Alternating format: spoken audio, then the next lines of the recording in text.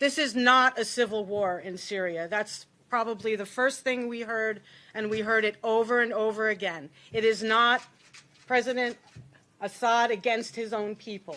It is President Assad and the Syrian people all together in unity against outside forces, outside mercenary forces, terror organizations, the names change every day or every other day to try to protect their identity and maybe keep the connection between the country that funded it and that group kind of a little bit more nebulous.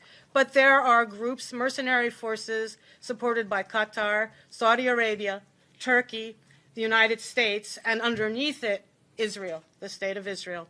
And these outside mercenary forces are the ones that are terrorizing the Syrian people and are attempting to divide the Syrian people.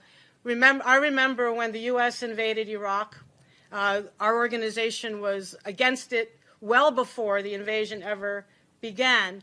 But once the invasion was over and the United States was setting up a government, we talked to many Iraqis who said, we're not Sunni and Shia, we're not Sunni, Shia, and Kurds, but the United States is trying to divide us that way.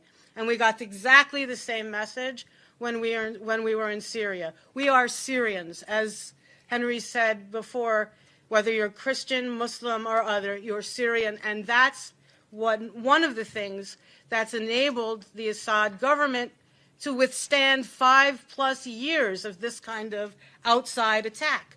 When it was time for the U.S. to unseat Saddam Hussein, after years of sanctions and 2 wars, he fell like that. When it was time, the United States decided time for Gaddafi to go, he fell like that.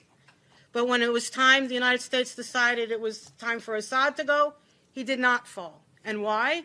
Because he has the support of 23 million Syrian